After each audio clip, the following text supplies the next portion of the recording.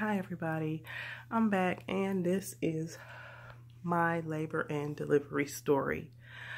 I was due on January the 14th. I started to have labor pains at the beginning of January. I went to the doctor. I went to the hospital because I was having like really bad stomach pains, and I'm thinking that I was going into labor. I'm having contractions. I get to the hospital and they sent me home. I was not dilated. My water hadn't broken. So they sent me home, told me don't come back unless your water breaks or you are in so much pain that you cannot walk. And I was like, how am I supposed to get here if I can't walk? Anyway, so fast forward a week later, on January the 4th, I started having I was leaking water. And I went to the bathroom. It was like 11 o'clock at night. I went to the bathroom and I was like, am I peeing on myself? What is this? Because I'm thinking if my water breaks, everybody told me when your water breaks, it's going to be this big gush. It's going to soak your pants and all of this stuff. So that's what I'm looking for. So at this point, I'm thinking, okay, maybe I'm just peeing on myself. And it was just a little trickle. I went to the bathroom, nothing came out. I went back down. I went and laid back down. Joe comes to bed. And he's like, what's wrong? What's wrong with you? I said, well, I think I'm peeing on myself. I can't tell. And I stood up and I was like, see, it just keeps running down. I don't know what it is.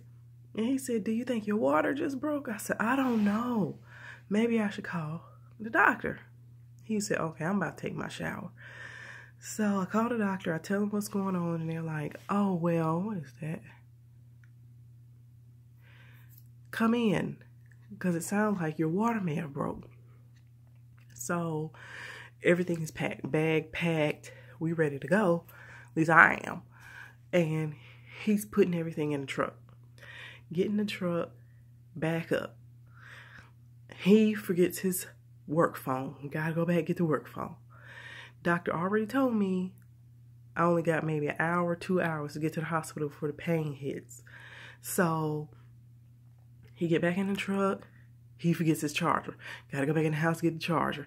Then we get out of the neighborhood, the gas light comes on. So we have to stop at the gas station. And I'm sitting here, clock ticking. It's 11:45 at this point. So finally we get on 20 and we head to the hospital. And when we get to the hospital, there's this guy there.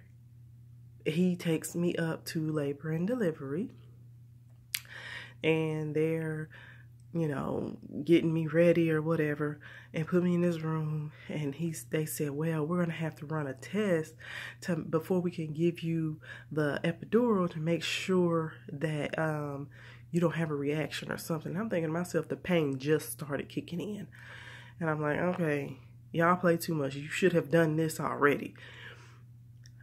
Hour later, I'm squirming like, okay, yo, water still leaking, all of this.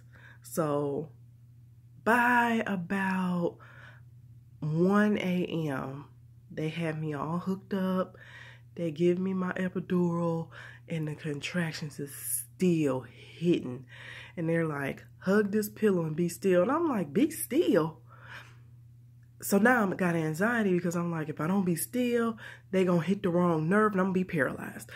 So the nurse grabs me and she's hugging me while I'm hugging the pillow so I can be still, so they can give me the epidural.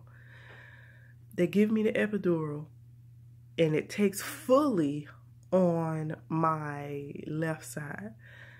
The right side, I'm tingling, like I can still feel a little bit. But they couldn't give me any more because it had already taken. At this point, they're waiting on me to dilate. I'm listening to the baby's heartbeat. contractions hitting, and they couldn't follow the baby's breathing, so they had to go in and attach something to the top of her head while she's inside of me so they can track her heartbeat and her breathing. And I'm like, what's going on?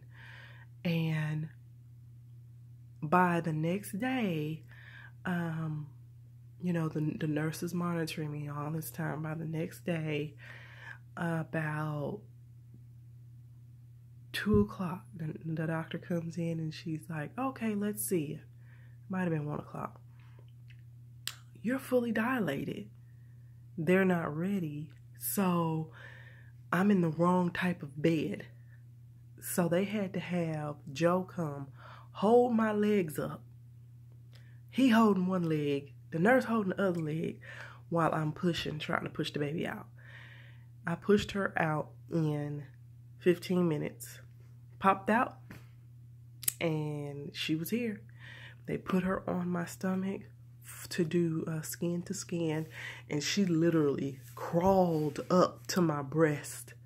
Like, I guess they can automatically smell the breast milk so that she can feed. That was the weirdest thing. So I couldn't breastfeed. Well, I could.